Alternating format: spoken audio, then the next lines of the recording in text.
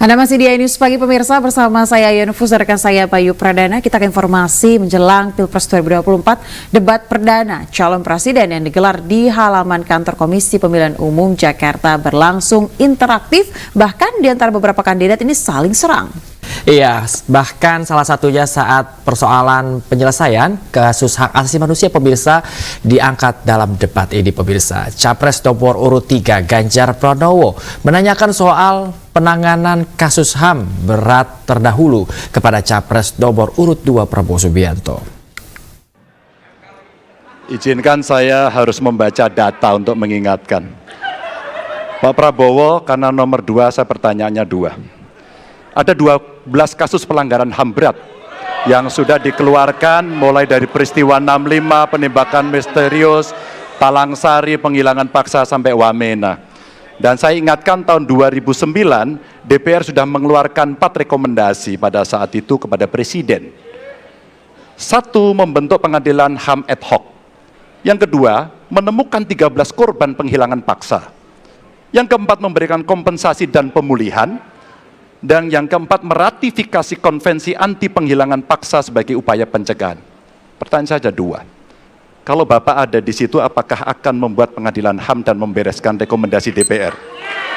Pertanyaan kedua, di luar sana menunggu banyak ibu-ibu, apakah Bapak bisa membantu menemukan di mana kuburnya yang hilang agar mereka bisa berziarah? Persilakan.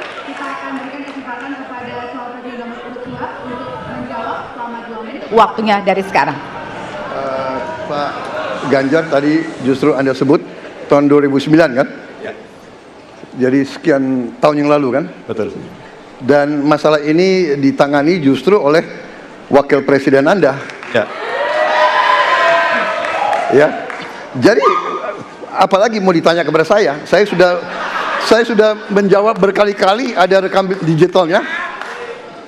Saya sudah jawab berkali-kali. Tiap 5 tahun kalau polling saya naik, ditanya lagi soal itu.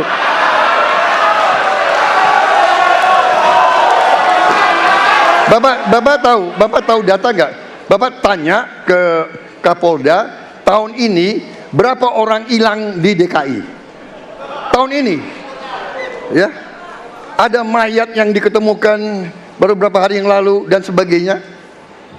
Come on, Mas Ganjar.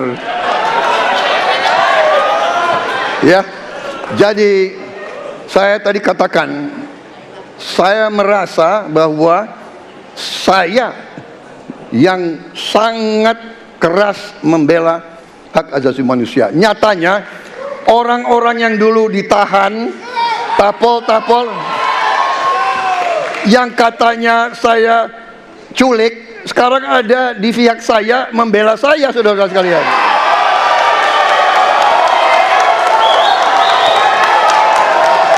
Jadi masalah HAM jangan dipolitisasi, Mas Ganjar, ya.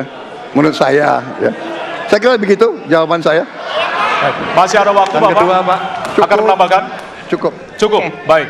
Dan selanjutnya kami persilakan kepada calon presiden nomor urut 3 untuk menanggapi jawaban dari calon presiden nomor urut 2. Waktu Bapak 1 menit, dimulai dari sekarang.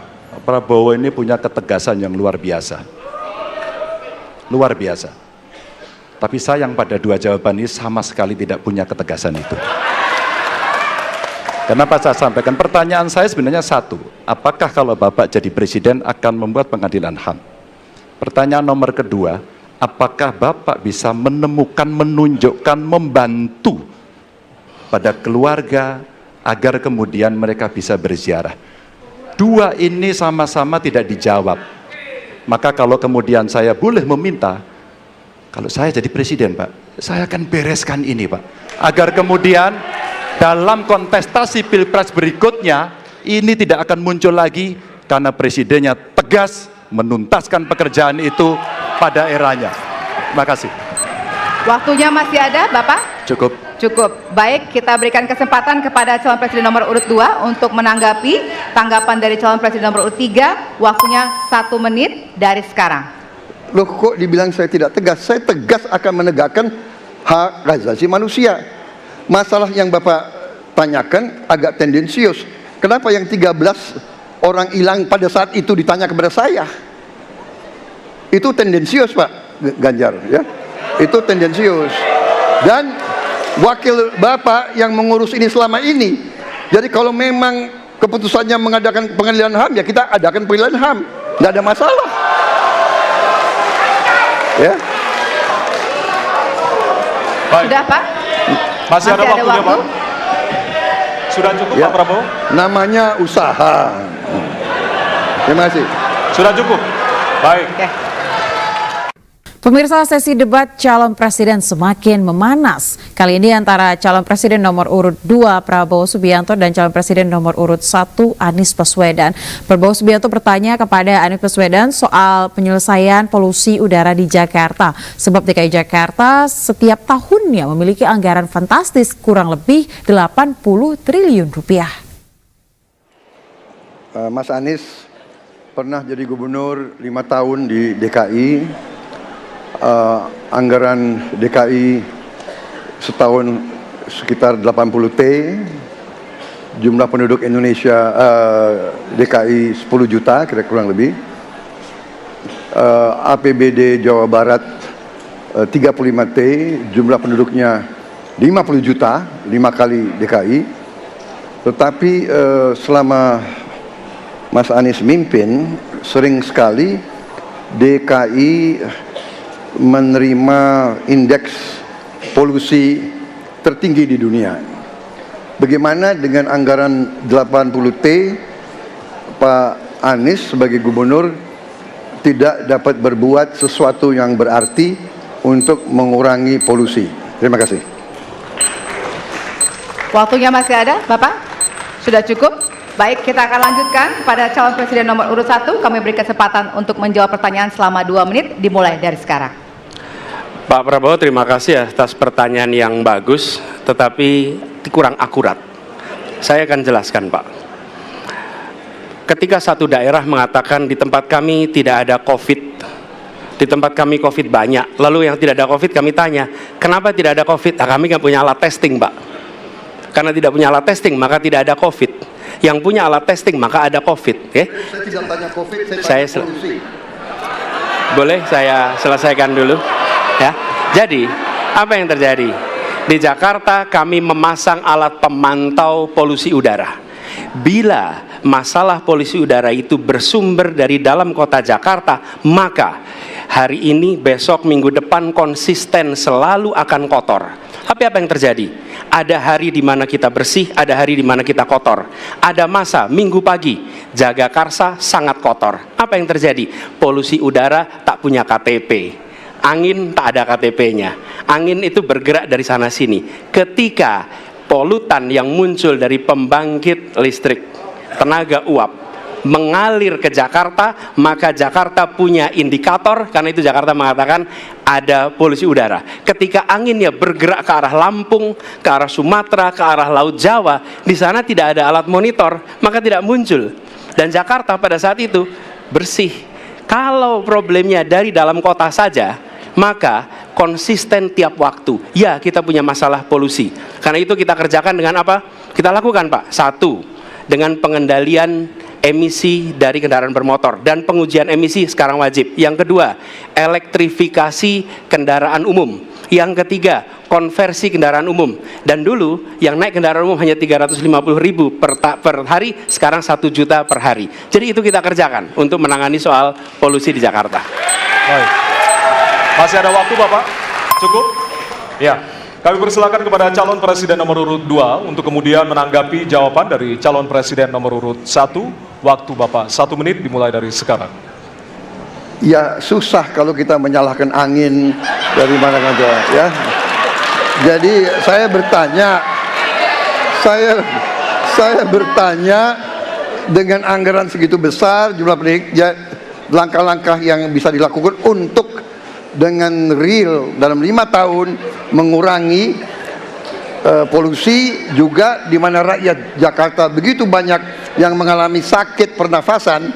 Jadi saya kira kalau kita dengan gampang menyalahkan angin, hujan dan sebagainya, ya mungkin tidak perlu ada pemerintahan kalau begitu, ya. Terima kasih. Masih ada waktu? Akan menambahkan? Cukup. Cukup.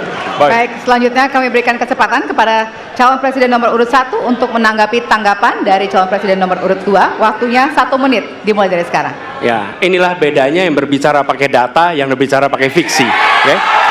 Ini pakai data. Jadi ketika ditentukan, ya memang ada sumber polutan dari dalam kota. Tapi kalau sumber polutan itu hanya dari dalam kota, maka Pak pakai logika sederhana sekali. Jumlah motor dari hari ke hari sama, jumlah mobil dari hari ke hari sama. Maka harusnya angka polusinya sama setiap waktu. Betul tidak? Tapi jumlah motor sama, jumlah mobil sama, ada kita sangat polusi. Ada sisi sangat tidak polusi. Nanti kalau perlu saya kirimkan gambar satelitnya kepada Bapak, supaya Bapak bisa menyaksikan. Dan inilah mengapa kita mengambil langkah itu pakai ilmu pengetahuan, pakai data, dan menggunakan saintis untuk terlibat. Kalau tidak pakai itu, maka nggak akan ada langkah yang benar. Dan ini kemudian saya teruskan, Pak, bagaimana pengendalian itu dikerjakan untuk dalam Jakarta. Jika saya terpilih presiden, maka yang luar Jakarta saya kendalikan juga, Pak. Ya, pemirsa, bergulir begitu panas. Sementara pada sesi debat lainnya, calon presiden nomor urut 1 Anies Baswedan berbalas argumen dengan kompetitornya, calon presiden nomor urut 2 Prabowo Subianto, mengenai putusan Majelis Kehormatan atau Mahkamah Konstitusi atau MKMK soal putusan batas usia capres dan cawapres. Pada tanggal 25, Pak Prabowo mendaftar ke KPU sebagai pasangan calon presiden, calon wakil presiden sesudah keputusan MK, dan kemudian di MK dibentuk MKMK yang hasilnya mengatakan bahwa terjadi pelanggaran etika berat yang menyebabkan keputusan yang dibuat oleh MK secara etika bermasalah. Kemudian Bapak punya waktu sampai dengan tanggal 13 November, karena di situ adalah waktu terakhir untuk mengambil keputusan bila ada perubahan. Sesudah Bapak mendengar bahwa ternyata pencalonan persyaratannya bermasalah secara etika, pertanyaan saya, apa perasaan Bapak ketika mendengar bahwa ada pelanggaran etika di situ? Baik, waktunya habis. Kami berikan kesempatan kepada calon presiden nomor urut 2 untuk menjawab selama 2 menit. Waktunya dimulai dari sekarang. Jadi Mas Anies, ya memang suatu perkembangan politik itu ada beberapa segi perspektif, ya. Jadi tim saya, para pakar hukum yang mendampingi saya, menyampaikan bahwa dari segi hukum tidak ada masalah. Masalah yang dianggap pelanggaran etika sudah diambil tindakan dan keputusan, ya, waktu itu oleh pihak yang diberi wewenang. Kemudian sudah ada tindakan, dan tindakan pun itu masih diperdebatkan karena yang bersangkutan masih memproses. Tetapi intinya adalah bahwa keputusan itu final dan tidak dapat dirubah. Ya, saya laksanakan, ya. Dan kita ini bukan anak kecil, Mas Anies, ya. Anda juga paham, ya. Sudahlah, ya. Sekarang begini, intinya rakyat yang putuskan, rakyat yang menilai. Kalau rakyat tidak suka Prabowo dan Gibran, nggak usah pilih kami, saudara-saudara sekalian. Dan saya tidak takut tidak punya jabatan, Mas Anies. Sorry ya, sorry ya. Para penang, Mas Anies, saya tidak punya apa-apa. Saya sudah siap mati untuk negara ini. Ya pemirsa, sementara itu dalam salah satu sesi debat perdana Capres 2024 di kantor KPU Selasa malam, calon presiden nomor urut 1 Anies Baswedan dan Capres nomor urut 2 Prabowo Subianto saling serang terkait perihal indeks demokrasi di Indonesia. Prabowo merespon pandangan Anies soal demokrasi Indonesia yang dinilainya sudah tidak dipercaya oleh rakyat. Salah satu pilar penting demokrasi adalah partai politik. Namun kepercayaan publik terhadap partai politik di Indonesia selalu rendah. Pertanyaan, apa kebijakan yang akan Anda lakukan untuk melakukan pembenahan tata kelola partai politik? Waktu untuk menjawab 2 menit dimulai dari sekarang. Saya rasa lebih dari sekedar partai politik. Rakyat tidak percaya kepada proses demokrasi yang sekarang terjadi. Itu jauh lebih luas dari sekedar partai politik. Ketika kita bicara demokrasi, minimal ada 3. Minimal 3 nih. 1 adalah adanya kebebasan berbicara. Yang kedua, adanya oposisi yang bebas untuk mengkritik pemerintah dan menjadi penyeimbang pemerintah. Yang ketiga, adanya proses pemilu, proses pilpres yang netral, yang transparan, jujur, adil. 3. Dan kalau kita saksikan akhir-akhir ini, 2 ini mengalami problem. Kita menyaksikan bagaimana kebebasan berbicara menurun, termasuk mengkritik partai politik. Dan angka demokrasi kita menurun, indeks demokrasi kita. Bahkan pasal-pasal yang memberikan kewenangan untuk digunakan secara karet kepada pengkritik, misalnya Undang-Undang ITE atau pasal 14-15 Undang-Undang nomor 1 tahun 1946, itu semua membuat kebebasan berbicara menjadi terganggu. Yang kedua, oposisi, kita saksikan minim sekali adanya oposisi selama ini. Dan sekarang ujiannya adalah besok. Bisakah pemilu diselenggarakan dengan netralitas, dengan adil, dengan jujur? Ini ujian ketiga. Jadi, persoalan demokrasi kita lebih luas dari segala persoalan kepada partai politik. Nah, bagaimana untuk partai politik sendiri? Partai politik perlu mengembalikan kepercayaan. Tapi di sini ada peran negara.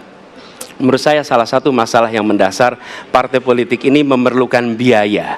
Dan biaya politik selama ini tidak pernah diperhatikan di dalam proses politik. Untuk kampanye, untuk operasional partai, semua ada biayanya. Sudah saatnya pembiayaan politik itu dihitung dengan benar. Ada transparansi, sehingga rakyat pun melihat ini institusi yang bisa dipertanggungjawabkan. Jadi salah satu reformnya adalah reform pembiayaan politik oleh partai politik. Terima kasih. Baik. Waktu sudah habis, terima kasih. Kini kami persilakan calon presiden nomor urut 2 untuk menanggapi jawaban calon presiden nomor urut 1. Waktunya 1 menit dimulai dari sekarang. Mas Anies.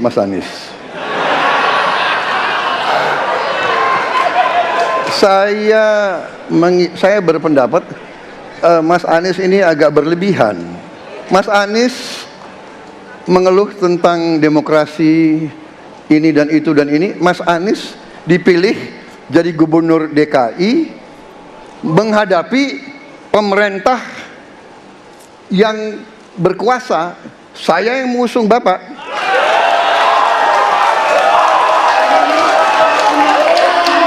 Kalau demokrasi kita tidak berjalan, tidak mungkin Anda jadi gubernur.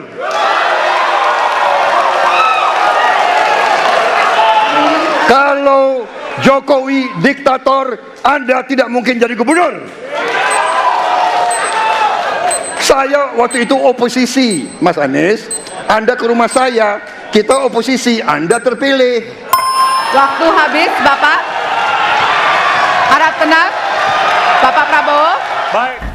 Ya pemirsa, pasca debat perdana calon presiden 2024, pasangan Ganjar Mahfud mendapatkan suara terbanyak dalam polling terkait siapa pasangan yang cocok untuk memimpin Indonesia pada 2024 nanti. Ganjar Mahfud mendominasi dengan 64,6% dalam jajak pendapat yang dilakukan dunia polling.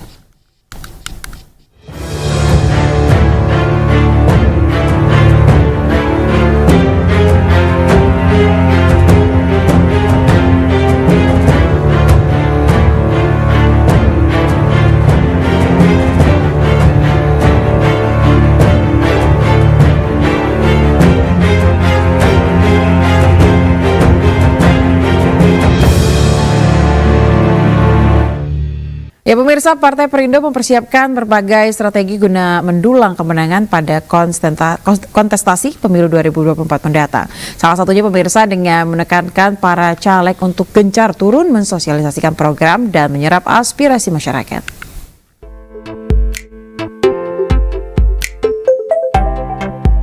Ketua Umum Partai Perindo, Haritanu Sudibyo, memberikan pembekalan untuk para caleg se-Kabupaten Bogor jelang pemilu 2024. Dalam pengarahannya, HT menekankan agar para caleg masif menjalankan program yang berpihak pada rakyat. Gencarnya program Perindo dinilai akan mampu memberikan kemajuan dan menaikkan angka produktif masyarakat Indonesia. Saya memberikan pembekalan penguatan kepada mereka agar supaya Partai Perindo bisa mendapatkan kursi yang banyak di Kabupaten Bogor, baik di DPR RI, provinsi maupun di kabupaten sendiri. Jadi tadi sudah saya sampaikan, banyak turun ya, dengan kegiatan-kegiatan, program-program yang sudah dicanangkan oleh Partai Perindo. Saya menegaskan kembali bahwa Partai Perindo berjuang untuk rakyat kecil. Jadi para caleg kita bersinergi dengan struktur kepengurusan, meskipun di antara caleg pun juga ada kompetisi, sudah pasti. Tapi memang yang utama adalah bagaimana kemudian Partai Perindo bisa menang. Itulah kira-kira yang Pak Ketum arahkan. Partai dengan nomor urut 16 di kertas suara ini optimis membidik kemenangan dengan target 2 digit di pemilu mendatang. Dari Kabupaten Bogor, Jawa Barat, Esra Ambarita, Damar Wicaksono, iNews melaporkan. Ya pemirsa, Partai Perindo terus memberikan perhatian dan dukungan terhadap kesejahteraan rakyat kecil. Salah satunya adalah dengan menggelar bazar murah dan pemeriksaan kesehatan gratis yang kali ini digelar di Bogor, Jawa Barat.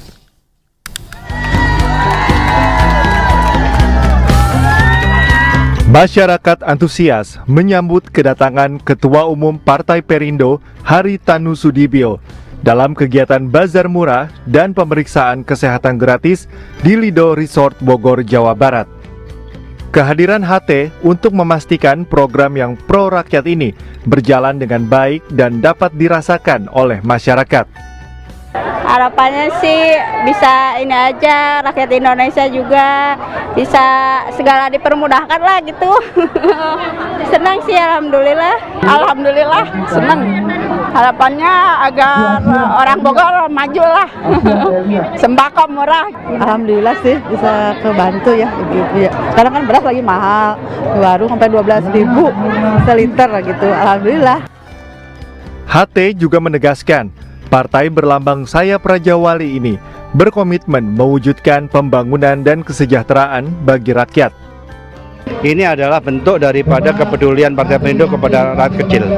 Dan yang kita lakukan bukan di sini saja, kita akan lakukan terus di seluruh Indonesia untuk mendukung para caleg juga. Dan juga untuk membuka wawasan pengetahuan masyarakat. Partai Perindo yang mendukung pasangan nomor urut 3, Ganjar Mahfud MD, hadir di tengah masyarakat untuk meringankan beban mereka di tengah tingginya harga bahan pokok.